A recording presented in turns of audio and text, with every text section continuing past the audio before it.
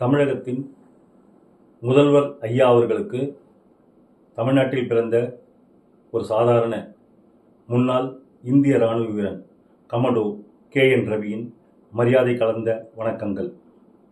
ஐயா, இராணுவ வீரர்களுக்கு தமிழகத்தில் எங்கும் அந்த அளவிற்கு மரியாதை கிடையாது. அது தாங்களும் பல இடங்களில் கேட்டிருப்பீர்கள்.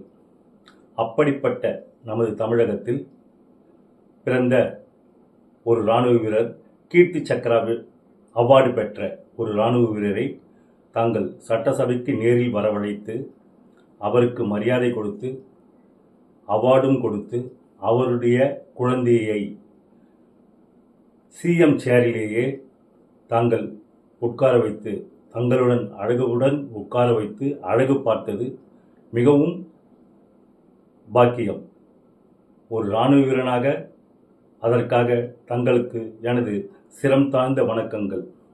அதேபோன்று மேஜர் முகுந்த் சார் அவர்களுடைய பெயரை சென்னையின் தாம்பரத்திற்கும் வேளச்சேரிக்கும் இடைப்பட்ட ரோட்டிற்கு அந்த அவருடைய பெயரை சூட்டியதற்கும் ஒரு முன்னாள் இராணுவ வீரனாக தங்களுக்கு எங்களுடைய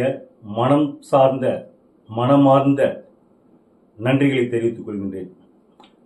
ஏனென்றால் நமது முதலிலேயே சொன்னது போல் தமிழகத்தில் எங்கும் இராணுவ வீரர்களுக்கு முன்னாள் இராணுவ வீரர்களுக்கு மரியாதை கிடையாது. அது பல இடங்களில் உண்டு.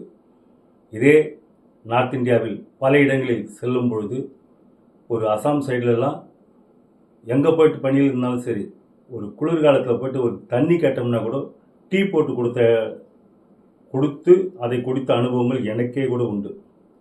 சில இடங்களில் வெயில் காலத்தில் தண்ணீர் கேட்டால் மோர் கூட கொடுத்திருப்பார்கள். அப்படியெல்லாம் பல அனுபவங்கள் உண்டு. ஒரு கோவிலுக்கு சென்றால் கூட தமிழகத்தை விட்டு கடந்து சென்று கேரளாவில் உள்ள ஐயப்பன் கோவில், இந்தியாவிலேயே மிக புனிதமான கோவில் என்று சொல்லக்கூடிய காசி விஸ்வநாதர் கோவில், ஜம்முவில் உள்ள வைஷ்ணவி மாதா கோவில் என்று எங்கே சென்றாலும் எங்களுடைய அந்த காடை காண்பித்தால் நிச்சயமாக ஒரு கொஞ்சம் மரியாதையோடு அனுப்பி வைப்பார்கள். ஆனால் தமிழ்நாட்டில் எந்த கோயிலுக்கு சென்றாலும் சரி அதற்குண்டான மரியாதை எங்கும் கிடைப்பதில்லை, சில கோயில்களை தவிர. உதாரணத்துக்கு நானே கூட திருத்தணி முருகர் கோயிலுக்கு சென்றிருக்கிறேன். கன்னியாகுமரி அம்மன் கோயிலுக்கு போயிட்டு அந்த காடு காமிச்சிருக்கிறேன்.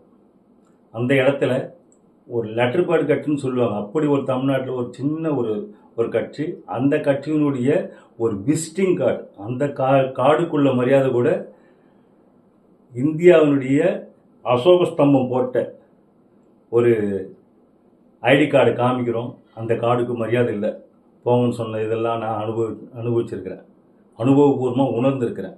அப்படிப்பட்ட நம்ம தமிழ்நாட்டில் நீங்கள் ஒரு இராணுவ வீரருக்கு ஒரு மரியாதை கொடுத்ததற்காக உங்களுக்கு ஒரு இராணுவ வீரன் சார்பாக மனமார்ந்த சிரம் தாழ்ந்த வணக்கங்களை தெரிவித்துக் கொள்கின்றேன்.